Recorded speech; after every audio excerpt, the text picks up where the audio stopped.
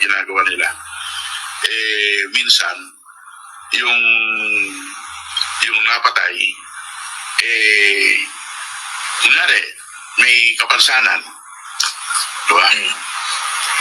Sabi ng laban, paano nga paglaban yung may kapansanan, no? Naalala mo ba si Kian de los Santos, di ba?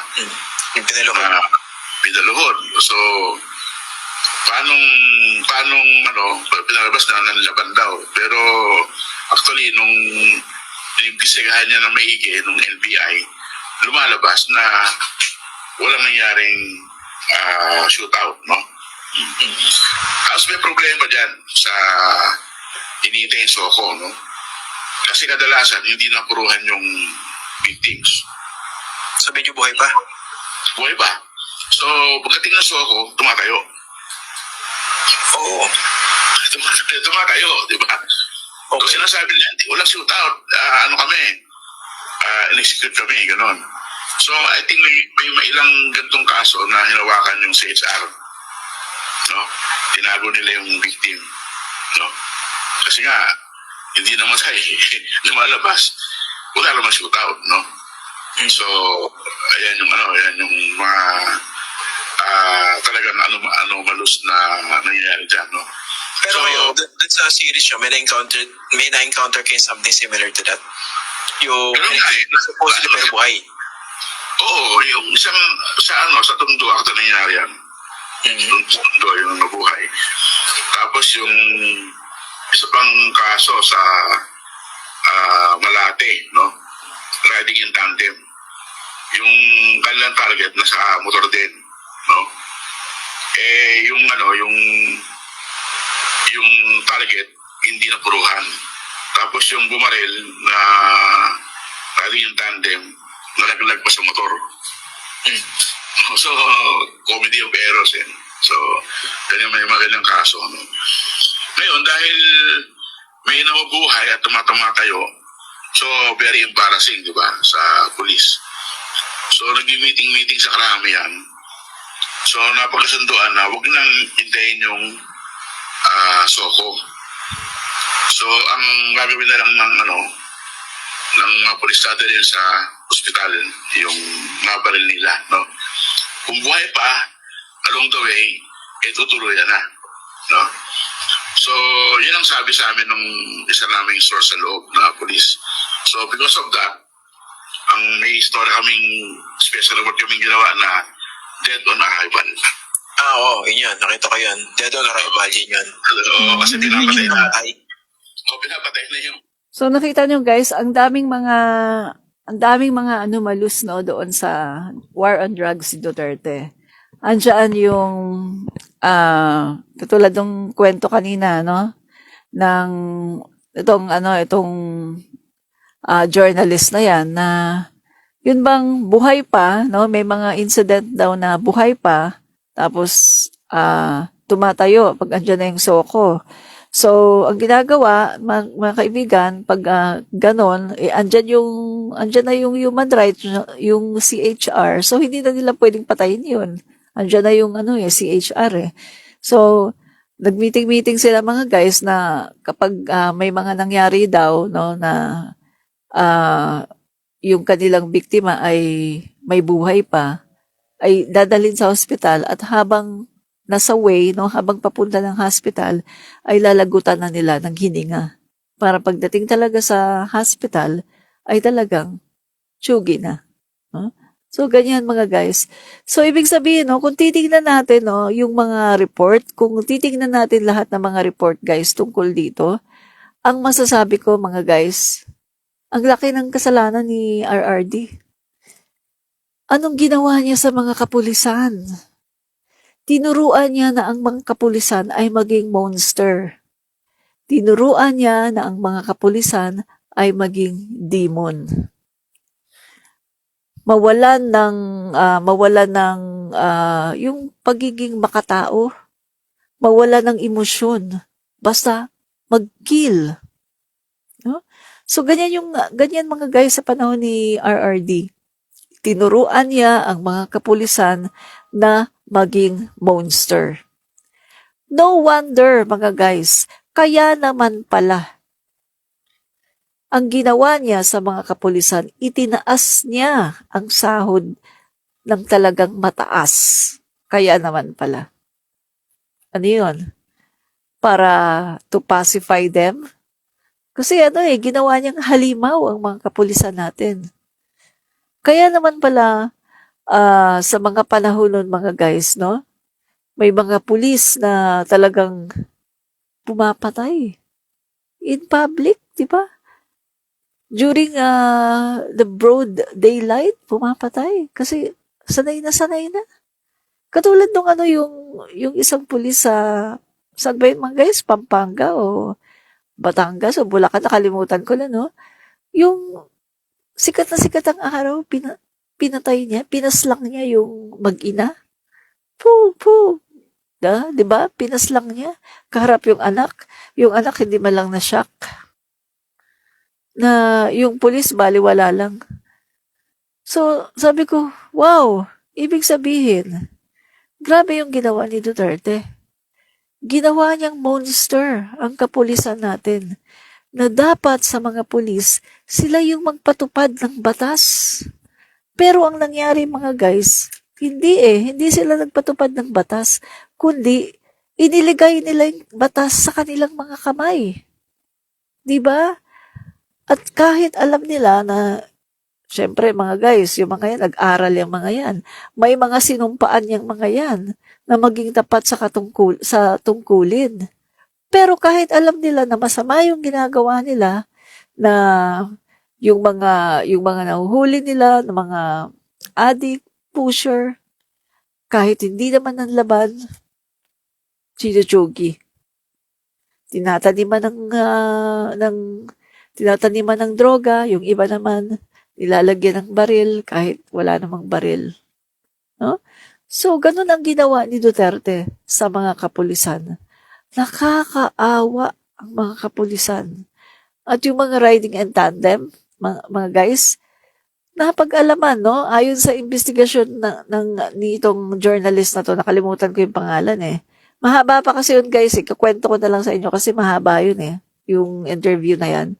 Ayon pa sa kanyang mga guys, napag-alaman niya doon sa loob, no? Kasi merong pulis na nasa loob na nagkwento lahat noon, no? Nung kanyang na-imbestiga, no? Nagkwento na yung pala mga guys, ang ginagawa pala ng mga kapulisan na to, no? Sa panahon ni Duterte.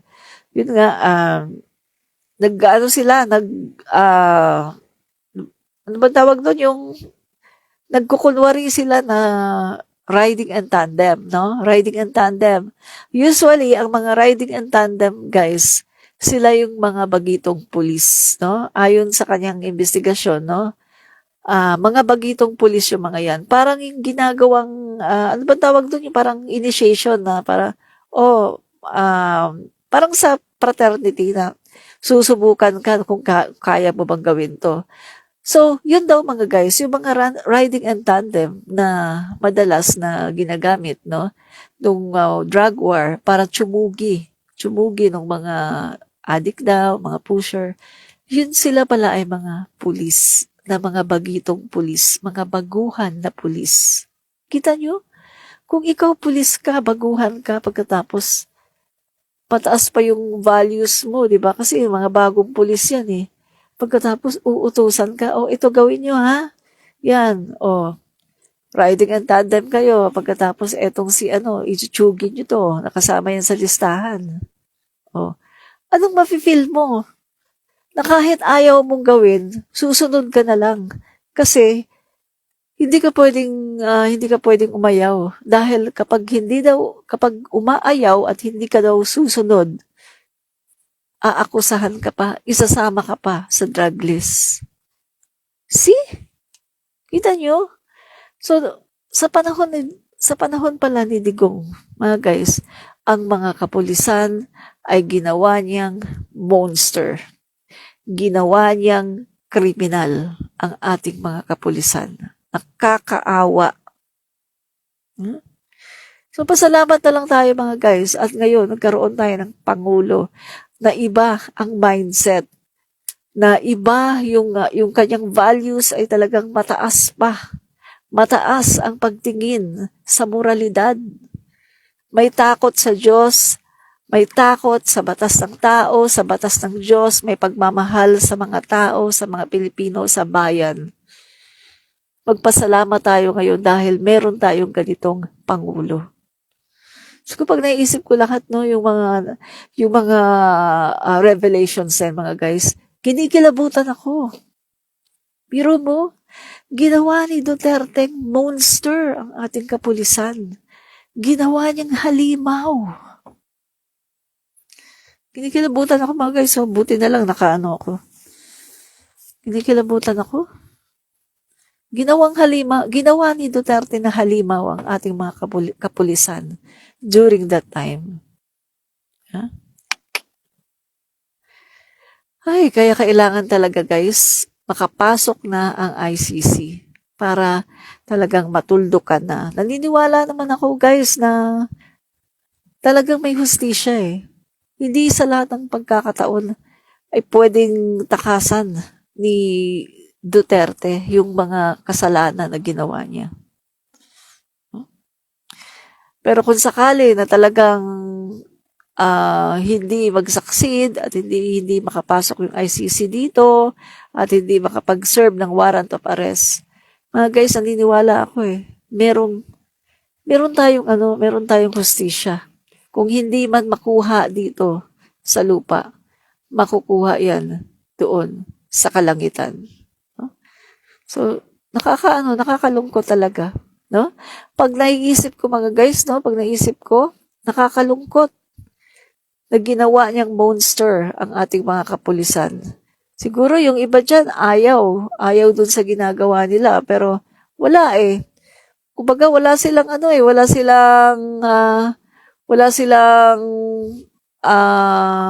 choice, no? Wala silang choice para tumanggi. So, kailangan nilang sumunod sa order. So, itong sinabi ni Duterte, tama talaga ito mga guys. So, may sinabi si Duterte dito. Sabi niya, "We won't be accepted in heaven. Let's be frank." President Duterte told his supporters, "So, I will just bring you to hell. And do not be afraid. I will wait for you there. We will stay together there."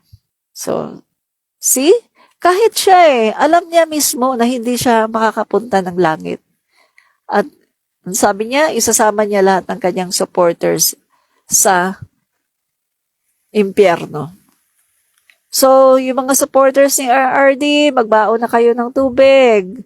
Sas Rogando Sasot, si KLC, yung mga supporters ng RRD, baon na kayo ng tubig. Pati yung mga senador dyan na Bato, yan.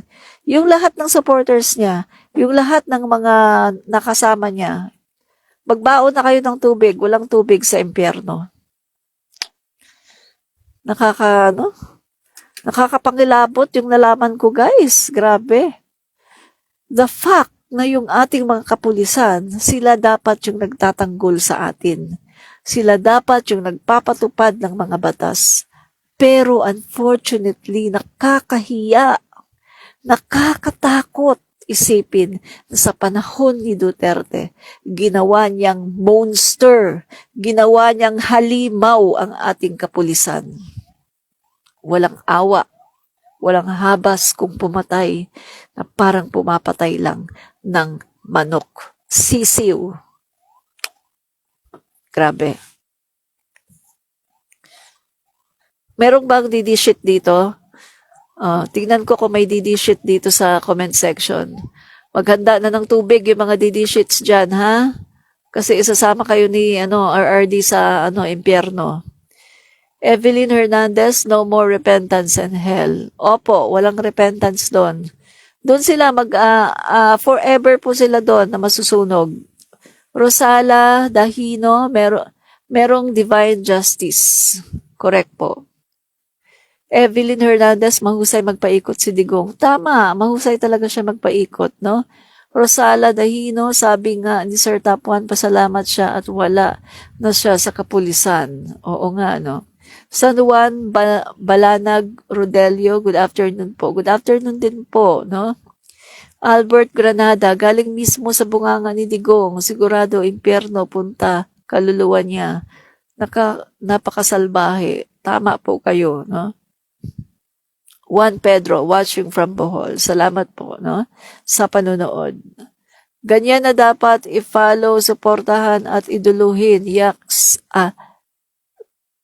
James Anthony Neal, ganyan ba dapat i-follow, suportahan at iduluhin? Yaks. Yes po, dapat hindi yan suportahan at hindi dapat iduluhin dahil masama ang ginagawa niya. Gandang hapon, Tol Evelyn Hernandez. Yan. Romeo De Jesus, ginawa niyang mga kriminal ang kapulisan, kaya yung involved na mga general yan ang ingatan ng ating president. O nga po ginawa niya talagang monster, ginawa niyang halimaw ang kapulisan natin. Grabe po, sobra po talaga. No? Nakakatakot, no?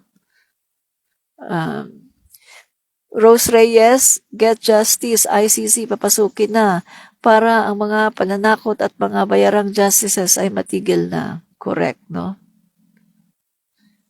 Rosala Dahino, nabasa ko na pala. Good PM, Admin Rich, watching from Cainta. Yan. Good afternoon po mga ka-BBM, watching here from Solona, Cagayan Valley. Salamat po sa panunood, no? So, ayun mga kaibigan, no? Actually, marami pa yan Marami pa yan mga kaibigan, mga interview. Kung mapupunta kayo sa YouTube, mga kaibigan, hanapin nyo doon si Christian Esguerra kasi mahilig siya dyan mag-interview dyan mga kaibigan tungkol sa mga nabiktima ng ICC. Tapos, yung mga topic niya mga kaibigan marami siyang topic tungkol sa mga ICC tsaka sa war on drug ni Duterte, no? So, ayan mga kaibigan, nakakatakot isipin, no? Pag nare-realize ko, Diyos ko, 6 na taon na ang aming kapulisan ay ginawang halimaw, no? Grabe. Yung pag naisip ko ngayon, kaya pala ganun yung mga kapulisan noon. Pagkatapos binigyan ni Duterte ng increase. Grabe yung increase ng kapulisan, di ba? Malaki talaga. Kasi mga kaibigan, ginagamit pala niya sa kanyang mga kademonyuhan. No? So, ito. Kaya pala, ganun na lang yung kanyang pagbibigay ng malaking increase. Grabe. So mga kaibigan, meron pa tayong papakinggan dito, isa na lang, no? Tungkol ibang topic naman to. To make sure na hindi na kakayo, hindi mo buhay. So, pakinggan na rin to. Metro Manila, anong specific? Ituloy natin. Metro Manila. Kadalasan Metro Manila yan. Okay. Tapos, complicit dito yung mga polis, no? Kasi, yung mga doktor. Kasi sila yung dideclare na namatay na, di ba? So, minsan yung autopsy report, hindi mo kasi madaya yung yung kung saan yung tama ng baril, di ba? Pero, ang sasabihin lang in general na ito ang tama, ganyan. So, pakalabasin ng police, shoot out. So, dinodoktor ng doktor yung autopsy report? O yung hindi naman dinodoktor, kaya lang hindi na kasi hindi pwedeng doktorin yung tama ng bala So in general na lang yung kanyang yung report. Yung report in general. So parang bahala ka na. Ano findings mo. No? So maraming pa. Tapos isang malaking tanong, ito bang mga pumapatay, police o vigilante o mga copycats, no? Kasi nung or kalaban sa sindikato. Kalaban sa sindikato. Kasi yun ang sinasabi nung first 6 months na may vigilante group daw. Kasi yung iba nakikita ang bangkay, puro masking tape yung mukha, no, tsaka katawan. At may mga karatula na drug lord ako, tulak ako, huwag niyo akong tularan. Ayan. So, marami ganang kaso, no.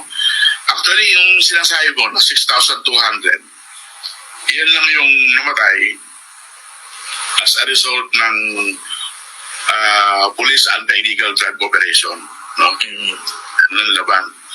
Hindi na sinama dyan yung mahigit 3,000 na napatay ng so-called vigilantes, no? Yung riding in tandem, di ba? Riding in tandem, o kaya sindikato o sino. May isang foreign agency gumawa ng storya na kausap doon nila mag-asawa na binabayaran ng pulis para gawin to, no? So, walang source. Hindi, ina-outsource yung ano. In-outsource. Pero tinanong namin yung pulis, no? Kausap namin yung insider. Tinanong namin, totoo ba na mag-hire kayo ng killer para pumatay? Sabi nila, pwede pa kami mag-hire, sa amin na yung pera. Kasi may reward eh. May reward system na ginawa sila Duterte na pag nakapatay ka ng ordinary user, parang 10,000, no? Per head? Ulo-ulo? Per head. Oo, ulo-ulo, 10,000. Pag barangay official, yan, medyo mataas ang value, no? Aabot ng 50,000 pagka municipal o city official, no? Mayor, ganyan. So, sabi ng police, bit pa kami magabayad. Dito kami nilang gagawa, sa amin pa yung pera. Tiga, may tanong ko.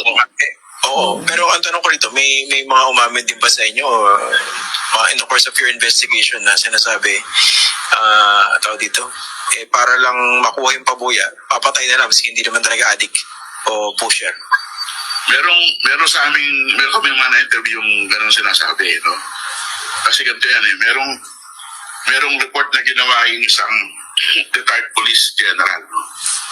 Para sa CBCP nung January 2017, may parang plenary yung CBCP, no? Plenary, January at saka July. So itong police na general, retired, gumawa silang parang special report doon sa nangyayaring drug war. Binigyan niya rin sa CBCP. Tapos kami nabigyan din ng kopya. Although nakuha ko yung kopya ko, mga February. No? So, nung binigay ko sa mga editors ko, sabi nila, pwede nating interview in general. No? So, nag-set kami ng interview in general. No?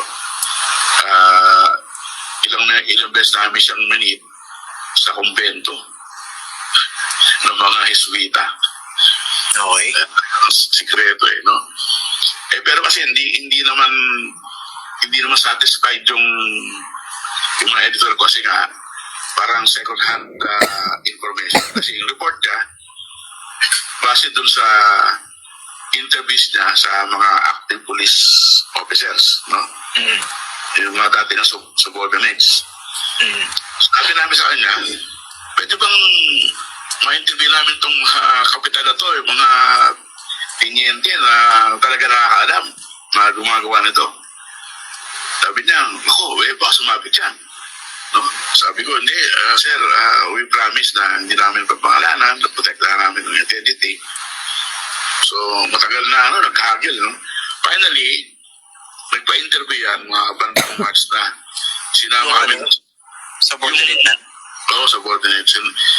Sinama kami sa isang mall, tapos dumating yung mga subordinates na. So, kinakabahan nga eh. Sabi ng mga kapitan eh, sir, baka naman, isabi tayo nito, mawalan kaming trabaho o makakulong pa kami. Yan. Ay, hindi, sabi na, kilala kayo, matagal na. So, okay kayo dyan. So, all throughout the interview, kasama siya, tabi siya, ikwento yung mga subordinate na, yung mga ginagawa, no? At yung isang isang subordinate niya, parang kapitan na rango nun eh. Pinapakita yung mga text message sa amin. No? May isa doon, kasi nga, gabi-gabi, nirorondahan nila yung lugar doon sa isang lugar. No? Hindi ko na sabihin kung saan. Pero Metro Manila. Metro Manila, bandang norte, na laging marami na namatay doon. No? So, Parang kadalikulaan yan, marami yan eh. Is there a C? Okay. Okay, Basta may okay. A. May A. Yeah, may A. Is there an O? Okay, go. Sige. So, anyway, doon sa lugar na nirondahan nila, gabi-gabi nandun sila. Pero sabi nung Regional Intelligence Officer, yan sabi sa kanya, sabi nga sa akin lang, di ba, ngayong gabi, alisin mo yung mobile patrol mo dyan. Kasi dadaan yung aming riding in tandem. Oh, okay. Oo. So, meron lang kaming target na itutumba dyan kasi baka may kwento nyo. Iwas na lang muna. Alisin nyo na muna yung patrol car nyo. So, Ano nagsasalita sa nito? kanila, Yung intel officer ang nagsasabi nito. Oy, Kernel. Siyempre, subordinate sila. Text message eh. Sige sir, sabi nila, alisin namin. Yung kaping yun, may natumba sa lugar na yun. No? Teka, yung riding in tandem, police din ba? O ano? Police din. Police din. Police din. Kadalasan yung mga riding in tandem, sabi sa amin nung source namin, ito yung mga bagitong police. Parang baptism par nila. No? So, yan. So, yan yung isa sa mga ebidensya na walang riding in tandem, walang vigilante, kundi sila din ang gumagawa. Pinakita sa inyo mga Police. text messages, tapos inamin ito nung grupo ng mga subordinates nung retired So, police din ang official gumagawa. na nakausap nyo. Walang riding in Kwento, tandem. kausap nyo mismo, Police pinakita yung din. text messages. Talaga, kaya pinakita sa amin text message, kung kayo nagaling, no? At sila yung in-orderan. Kasi sila yung PCP commander eh. Yung kwento before, nadinig nyo pa before yung kwento na may quota?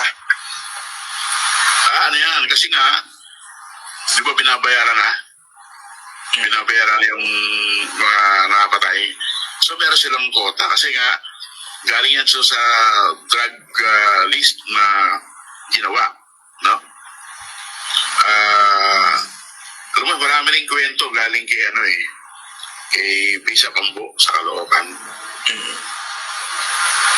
Sabi niya may isang barangay captain na ayaw ng ganitong sistema.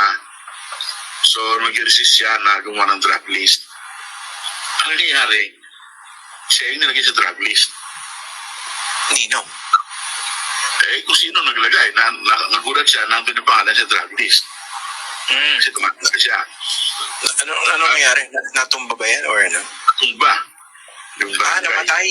Yung barangay Oo. captain na ayaw. Namatay yun. Naitumba yun. No? Tapos, Saglit. May kilala po ako. Barangay captain. Tinumba rin ng riding and tandem. No? So, ngayon ko lang na mga kaibigan na, so yung riding and tandem pala na pumatay doon sa malamang yung pumatay doon sa barangay captain na kilala ko. Ang riding and tandem pala na yun, hindi pala vigilantes. So, sinabi, di ba, mga pulis, sila lang din pala. Kasi, bakit pa daw sila magbabayad? Sa kanila na lang daw yung pera. So, ibig sabihin, walang mga vigilantes. Pinapalabas lang noon sa war on drugs ni Duterte na yung vigilantes na riding and tandem yung nagpapatay. Pero, ang totoo, mga pulis din pala. Kita nyo? Ginagawa silang monster. At kita nyo yung barangay captain, kaya siya pinatay, kaya siya sinama sa drug list kasi ayaw niya ng mga patayan. Nag-o-oppose siya, ayaw niya ng patayan. So, ang nangyari, isinama siya sa drug list at kasama siya sa pinatumba. Tulad ng sinabi ko sa inyo kanina mga guys, no, na yung pulis, bagitong pulis ka, uutusan ka, o ito, kayong dalawa, riding in tandem, kayo yung papatumbahin nyo yan. Pag umayaw ka mga guys, wala kang choice eh. Pag umayaw ka, isasama ka rin sa drug list at kasama ka na rin sa ichuchugi. Kaya yung mga bagitong pulis, sila mapipilitan sila, wala na silang choice. Grabe, di ba? So talagang sa panahon talaga ni RRD, ginawa niyang monster, halimaw, itong mga kapulisan. Tuloy natin.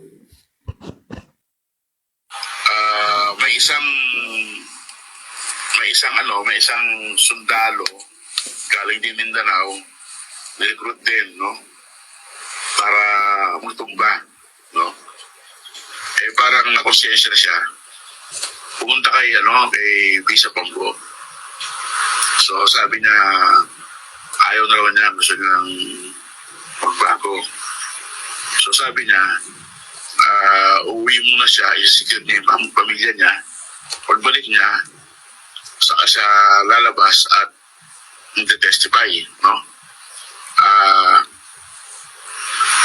Hindi na umabot yun. Kasi after 1 week, pabalik siya sa simbahan ng Caloocan, nagkaroon ng barilan malapit doon. Siya pala yung nakakabiktima. Tinarget, tinumba na. Tinumba rin siya. So, yan, galing kay Visa Pombo, yung mga kwento na yan. Kasi marami din malapit sa kanya, no? Ang dahil pa namin nakausap, no, si Father Flavi, kilala mo. Marami rin kwento yun. Especially yung yung family nung mga napatay sa Manila. No? At ang kwento pa sa dyan sa may Manila, yung mga CCTV camera, iniiba yung direksyon para hindi makita yung nangyayari, no? Saglit lang. Kaya pala mga guys, kaya pala magtataka tayo kapag may tinutumba, walang ebidensya, walang sa CCTV, no? Kasi, ang ginagawa pala mga kaibigan, ang CCTV nililihis. See? Totoo yung sinabi ko, di ba, na tsaka yung tungkol doon sa isa na galing sa Mindanao na lumapit siya doon sa isang pare na magbabago na daw siya, ayaw na daw niya. So uwi muna siya sa Mindanao, isi-secure muna niya yung family niya, pagkatapos saka siya lalabas. Anong nangyari guys? Hindi na siya umabot. Kasi sinugi na siya. Diba? Grabe.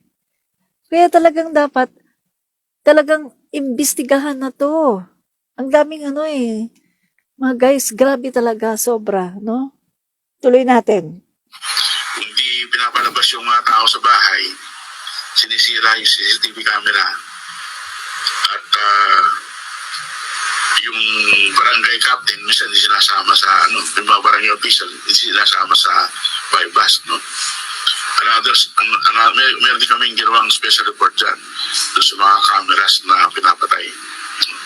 10 kasi yan 10 yung special report namin.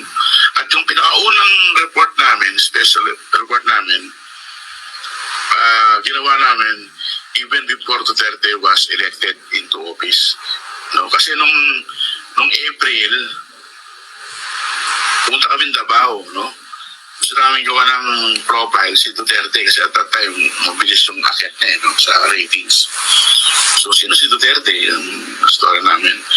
So ang kasama ko, pumunta sa Davao si Andrew Marcial, no? Doon sa Davao, usong-usa na yung tumbahan. So nung nandun kami, may tumbahan ang dalawa. So nag-interview na kami. Doon pa lang. Pinunta namin sa bahay, yung pamilya. yung namin, mga circumstances. Tapos, nagharap-harap kami ng mga past victims, no? At yung isa sa pakasikat na victims dyan sa Davao, yung nasa palengke ng Pangkerohan, si Miss Alia, no? I think she lost 4 sons, teenager, successive, no? Iba-ibang dates. So, Oh, grabe. tinanong namin si Mrs. Alia, 4 ang nawala sa kanya. ano bang tingin Ano mo si kung AJ? sakaling manalo si Duterte as president sa election next month, no? May. Diba, sabi niya, huwag sana. Kasi tiyak nababahan ng dugo sa asada na parang ilog, sabi niya. Yung court na yon parang nagtanda sa amin ni Anto Marcial. Tumanin. So, tumanim sa aming isipan. So, nung kinikwento namin yan sa editor namin, next site, yung aming editor, sabi, uy, maganda yan, gawan nyo na series. Doon simula yung series. Yung nag-trigger. nag-trigger. Oo. So, Davao yun. Kumusta yung security nyo? Yung sayo mismo. Ay, ako kasi, Pwede na ginawa nyo eh. kasi ako, hindi ako umaharap sa Parang mga guys, police yung na ini-interview. So yung sinabi ng babae na sana wag daw manalo si Duterte kasi babaha daw ng dugo, no, sa kalsada. So parang yung sinabi din ng pamangkin mismo ni Duterte, no, si Noel Duterte, na ayaw din niya na maging presidente nga yung tito niya, si Duterte, kasi alam daw niya yung ginagawa at talagang kinikwento niya na gumaganon daw talaga ng tao, no? So, mismo pamangkin niya yon, anak ng kapatid ni Duterte, no? So, hindi lang siguro mag-alaw ni Duterte kasi pamangkin niya. Pero kita mo mga kaibigan, talagang very vocal na nagsasalita na si Duterte ay gumagano ng tao, no?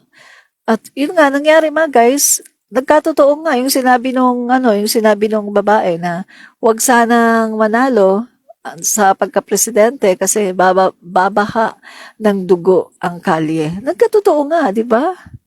Kasi sa panahon ni Duterte mga guys, as early as 2016, November, December, wala pa ngang November, December pagpasok niya mga ilang buwan lang.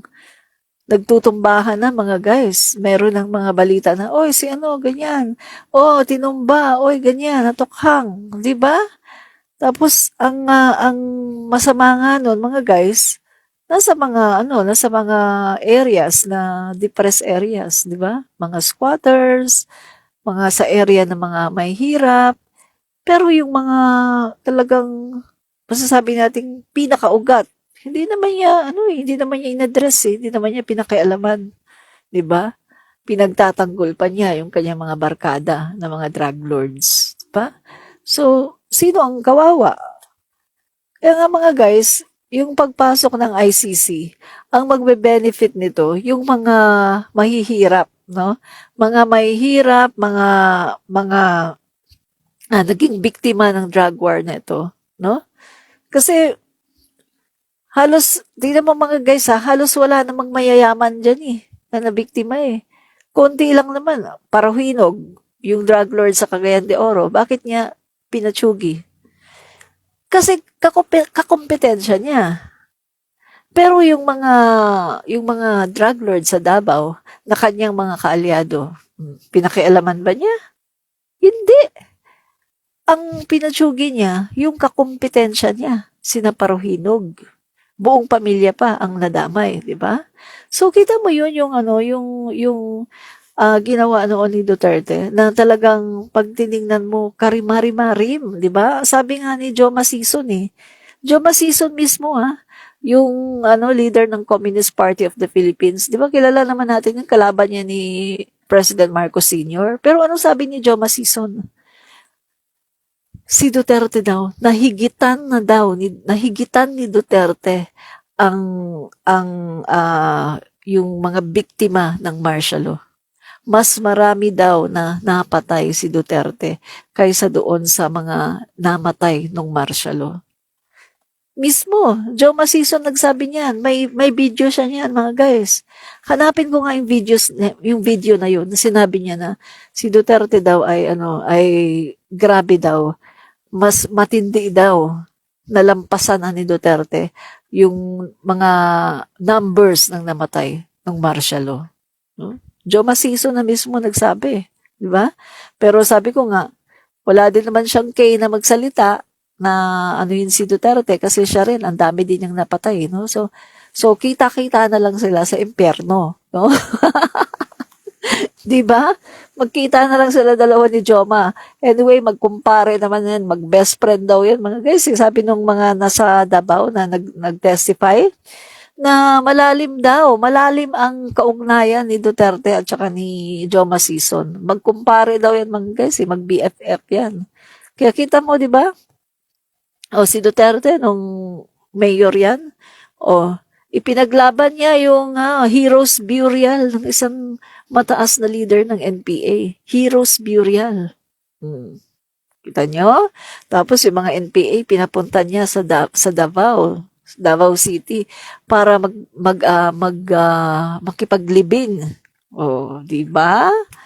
Insulto sa mga AFP na hinahanap nila yung mga NPA na yan kasi 'di ba pinapatay yung mga civilian, yung mga militar. Pero si Duterte, kaalyado niya kasi, 'di ba? Kaya nakakatawa nga itong mga DD sheets na to. Paparatangan si Speaker Martin Romualdez, NPA. Tapos nakipag-alyansa. Hello! Ay, naku talaga naman.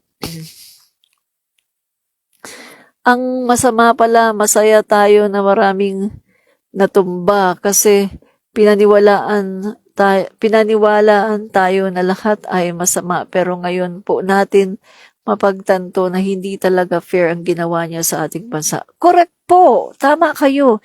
Kahit ako noon, akala ko talaga maganda yun eh. No? Sa totoo lang, kahit ako, paniwalang-paniwala ako na maganda yun ginawa ni Duterte at paniwalang-paniwala ako na lahat yun talaga ay nanlaban at lahat yun talaga ay addict, lahat yun ay user at lahat yun ay guilty. Pero ngayon, lumalabas ngayon mga kaibigan na napakarami na mga inosente na tinaniman lang. At talagang sinadya lang talaga na biktimahin sila kasi para sa pera-pera. Pera lang mga kaibigan ang usap-usapan nila. Kasi nga may mga quota eh. Na-meet mo yung quota. Ano ka na? Promoted ka. Diba? May ganun eh. Tapos, bawat ulo. May kapalit na pera. Grabe mga guys, no? Ginawa talagang halimaw ang ating kapulisan. Sobra talaga ang ginawa ni RRD. Fitz Von Huevos, Juliet Paclibar, kahit pa ipagkakalat mo yan, walang maniniwala diyan. Dapat nang ibaon sa limot kasi walang kwenta ang laman. Oh, really? Talaga? Walang kwenta? Buhay ng mga tao ito. Hustisya ang hinihingi. Sasabihin mo, walang laman, sasabihin mo kahit ipagkalat, walang maniniwala. Noon sa panahon ninyo, mga DD shits, walang maniniwala kasi blinded ang mga tao noon. Pero ngayon, sa panahon na ni President Bongbong Marcos, marami na inilalabas na ang mga investigasyon, inilalabas na ang mga ganito mga videos. Noon sa panahon ni Duterte, ay talagang hindi yan paniniwalaan. Pero ngayon, paniniwalaan yan, no? Kasi sa panahon ni Duterte, hawak niya lahat. Sinong manghuhuli? Lahat ng mga kapulisan, ginawa niyang monster. Nakakatakot, mga kaibigan, no?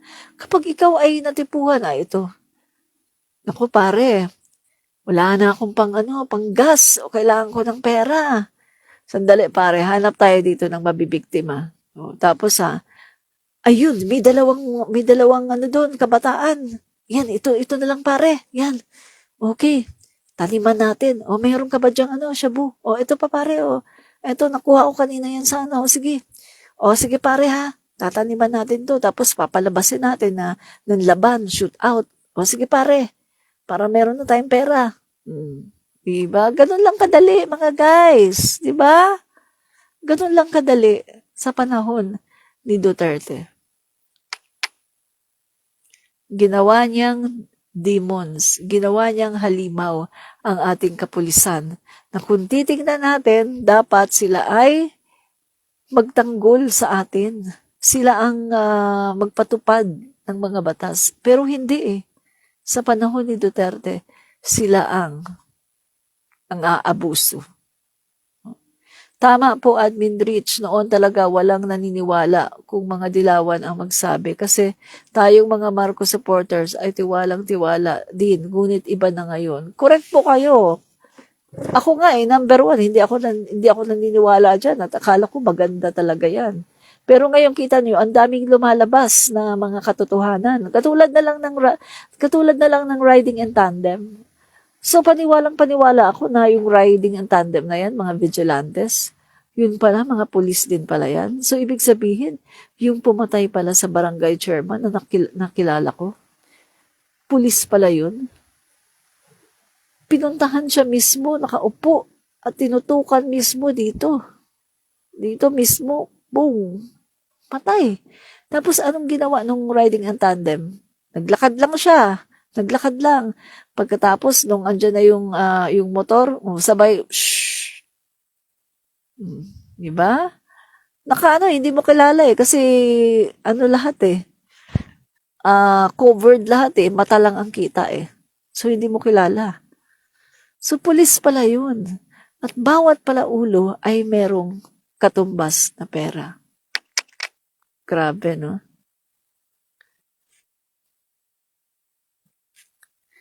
Sabi ni Fritz von Huebos, Lenny Burgos, we want Duterte. Sobrang laki talaga ng tiwala ng mga tao kay Duterte kasi kahit anong paninira nila hindi umepekto. Ha ha ha, kasi nagsisinungaling sila to destroy Duterte. Ganon ba? Kahit nga mismong pamangkin ni Duterte, no? Sinasabi kung anong uri ng tao si Duterte. Pamangkin niya mismo, Noel Duterte. Anong sabi ng kapatid ni Duterte doon sa pamangkin ni Duterte? Sabi daw ng tatay niya na kapatid ni Duterte, anak, maghinay-hinay ka.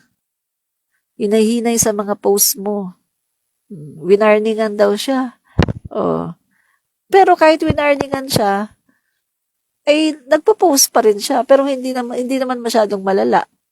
Nagwa-warning lang siya sa mga tao na ang uncle daw niya ay killer. At ano pang sabi nung yung witness? Pumapatay. Kapag merong walang pili mga guys. Kapag merong yung nakaalitan, wala naman talaga nakaalitan lang. Tsugi. Diba?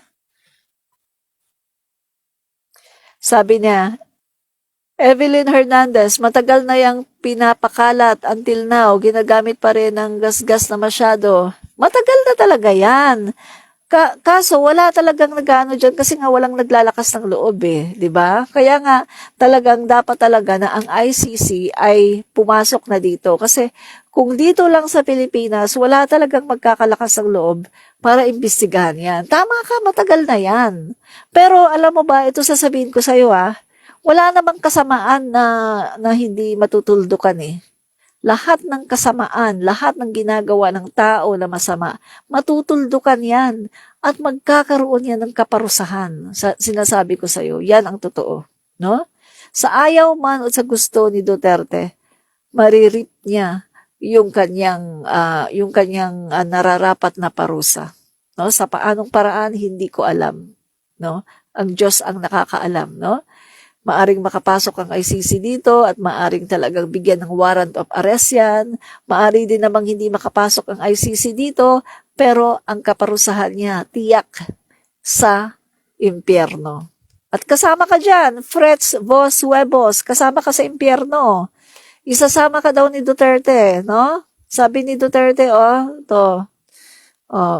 takpan ko muna yung mukha ko para makita nyo. Yan ang sabi ni Duterte, Fritz Von Huevos, we won't be accepted in heaven. Let's be frank. President Duterte told his supporters, so I will just bring you to hell and do not be afraid. I will wait for you there. We will stay together there. Fritz Von Huevos, isasama ka ni Duterte sa impyerno. Magano ka na? Baon ka ng tubig Pero ang alam ko kasi Fritz,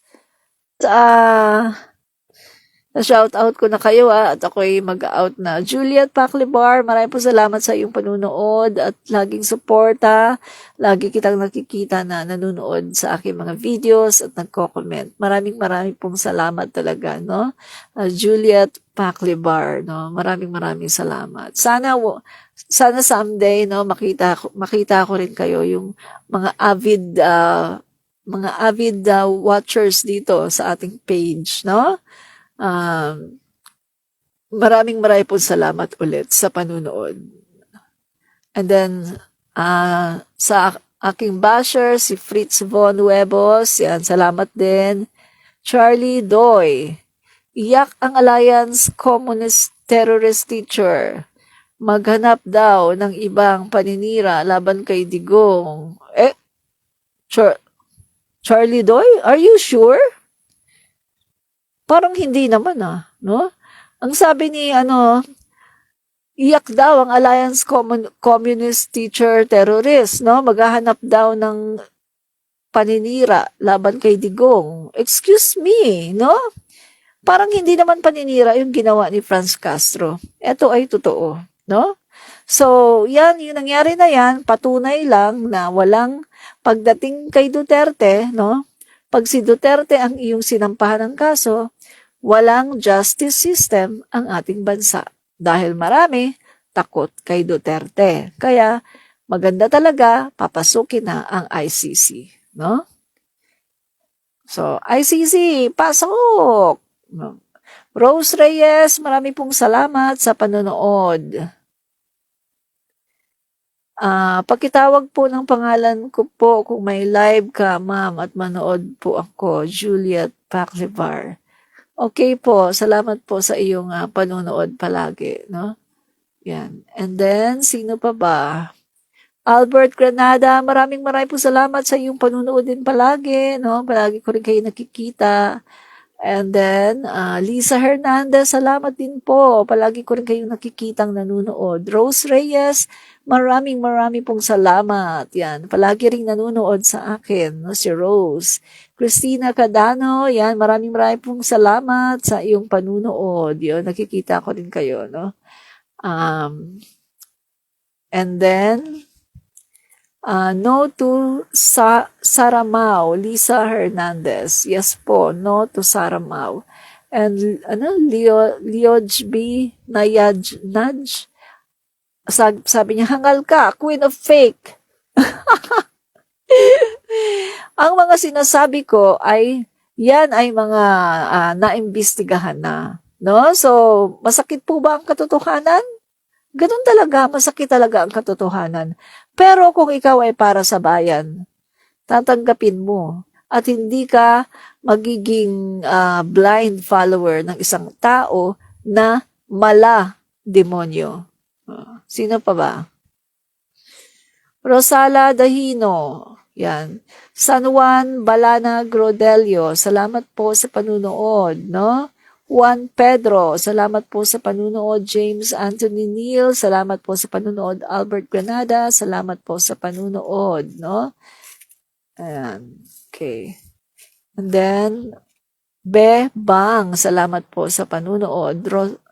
Sino pa? Rohel Doca, salamat po sa panunood. Maria Lea Umbion, salamat po sa panunood, no? Romeo De Jesus, salamat po sa panunood. Yan, mga kaibigan, kung hindi ko kayo nabanggit, no, Lenny Burgos, salamat po sa panonood. Kung hindi ko kayo nabanggit mga kaibigan, sorry po, no?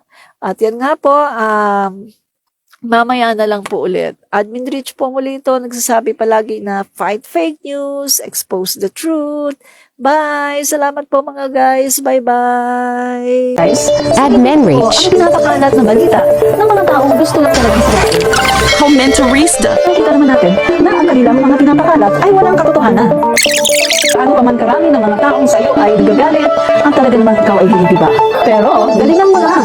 Dagdagan mo pa, mga kaibigan. At the end of the day, performance doesn't lie. Ito po mga kaibigan, muli si Admin Rich. Fight fake news, expose the truth. Fight fake news and expose the truth. Fight fake news and expose the truth. Fight fake news, expose the truth. Fight fake news, expose the truth. Bawal ang fake news, expose the truth. Fight fake news. Expose the truth.